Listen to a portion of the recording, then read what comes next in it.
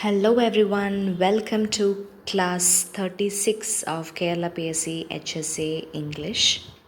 So we have already started module 3 prose and fiction, and today I'm going to take class on Richard Steele's essay The Trumpet Club.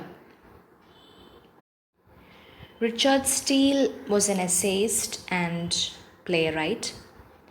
He founded the periodicals The Tatler, The Spectator, along with Addison, then The Guardian, and Englishman. He edited under the pseudonym of Isaac Bickerstaff. He also founded a journal, The Theatre. He's a member of Kit Kat Club, which follows the Whig political objectives. He wrote restoration comedies, and he laid foundations of sentimental comedy. And one of his famous play is The Conscious Lovers. So through her writings, he wanted to correct the contemporary social manners. So coming to our essay, The Trumpet Club, it has nothing to do with the musical instrument trumpet. It's not a musical band. It's just a group of, we can say, old people. It's just a group of people gathered together during the evenings for some chit chat. They feel so much relaxed in others' company. So the title of the essay is given as The Club at the Trumpet by Richard Steele, Sheer Lane, February 10, from The Tatler, issue number 107, Saturday, February 11, 1710. So this trumpet club includes 15 members originally. At the beginning there were 15 members, but it got reduced to third part of that number. That means the major company or the best company consists of 5 persons, and they are Sir Geoffrey Notch, Major Matchlock, Honest Old Dick Reptile. Then another person's name is not mentioned by Steele. He only says as bencher of the neighboring inn. Then the next person is Richard Steele himself. So let's see what are the peculiarities of these people. So Sir Geoffrey Notch is the oldest of the club. He's the senior most person in the club. He's a gentleman of an ancient family. He looks upon himself as an honest, worthy gentleman who had misfortunes in the world. Then the next member is Major Matchlock.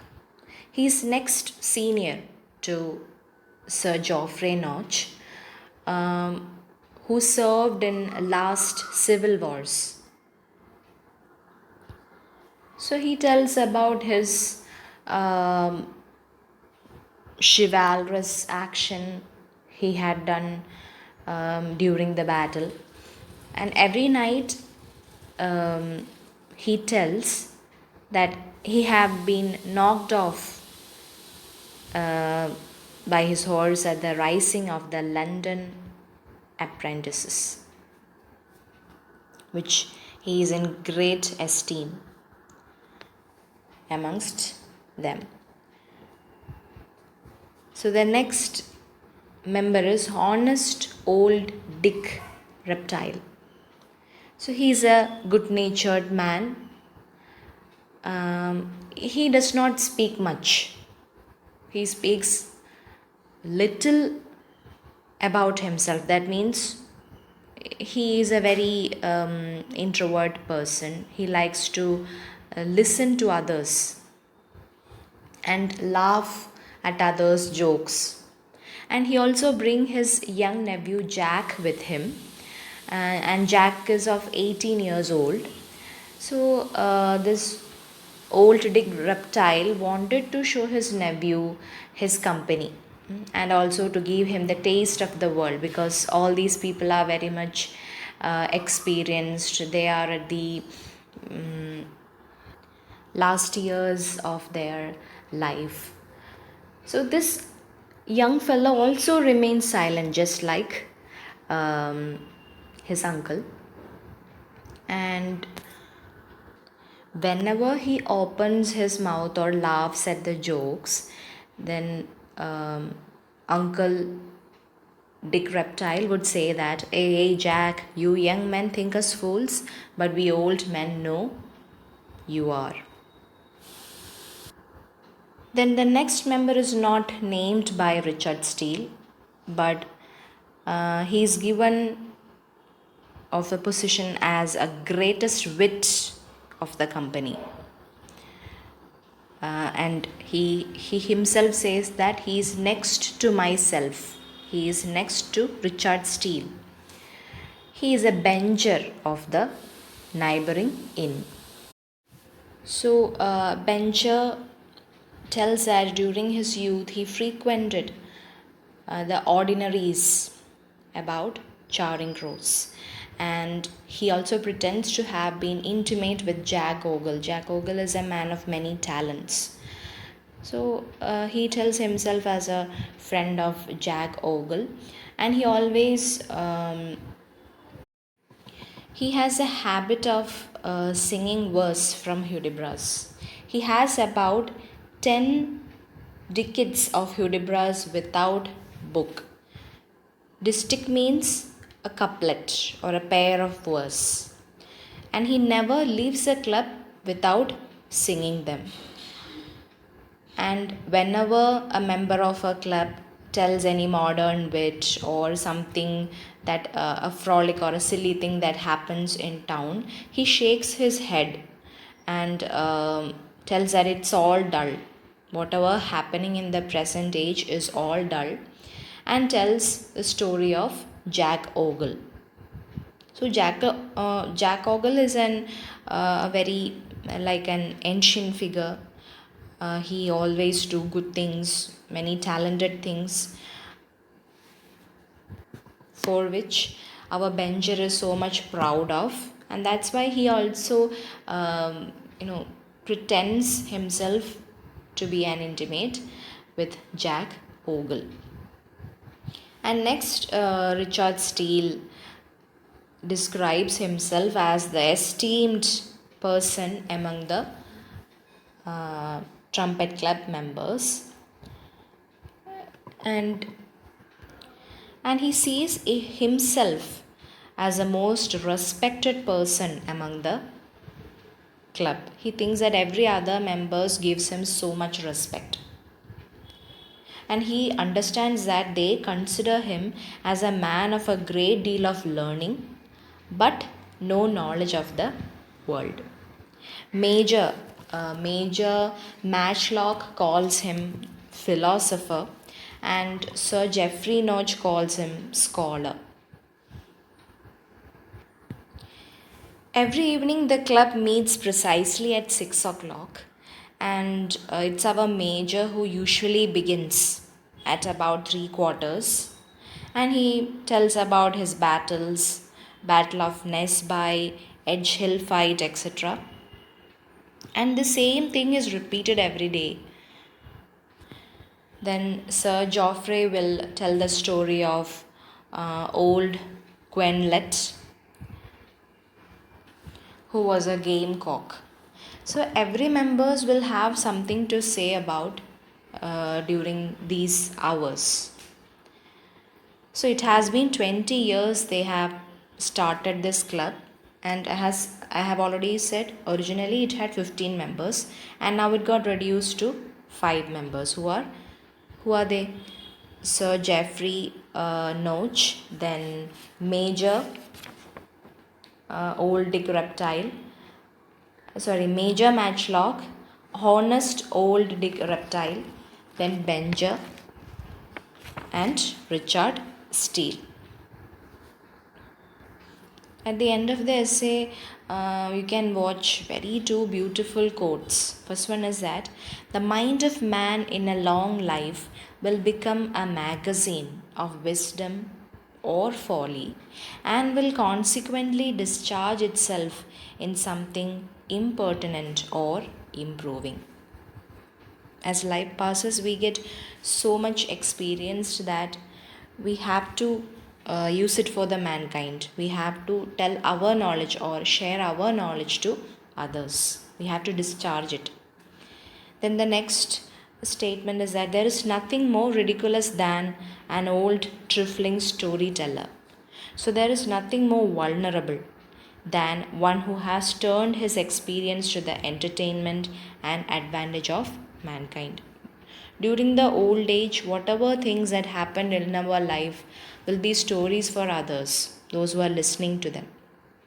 So there'll be some messages, and at that time, we all get that nostalgic feeling. Sometimes uh, we will be thinking ourselves that why did I do that or why did I do this thing.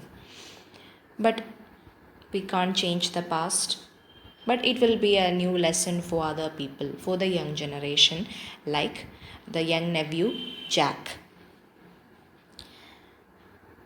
So their talk, endeavor, and discourse are compared to Nestor, which Homer compares to the flowing of honey from its sweetness. And Milton thought of this passage in Homer like in his description of an eloquent spirit, his tongue dropped manna. Manna means honey. So, whenever we are in company with people, whenever we are having some discussions or discourse with some experienced and resourceful person, we get so many things. We will get to know about what all things they have undergone, what all lessons they have to tell us, so that we can also bring it or try in our life. So that's all about the essay. Then you can go through the essay in detail. I have just discussed the main points from the essay in exam point of view. Now let's discuss some questions. Who started the journal The Tatler? Richard Steele. The first number of The Tatler came out in 1709. Steele at first signed his essays with the name of Isaac Bickerstaff. Who was the oldest member in the Trumpet Club? Sir Geoffrey Notch. What is the name of the young nephew of old Dick Reptile? Jack. Who were the major members of the Trumpet Club? Sir Geoffrey Notch, Major Matchlock, Honest Old Dick Reptile, Benger, and Richard Steele. Module 7 Basic Grammar Prepositions. Against, opposite in meaning. The doctor warned him against working hard. He was always against me. Next preposition, beyond. Beyond means after something. The junction is beyond the bridge. You should not go beyond limits. Behind, meaning at the back of something. Behind me, behind the tree. Into, meaning inside to something. He fell into the well. He put his books into his bag. Out of. They came out of the forest. He came out of the classroom. Okay, that's all for today. Thank you.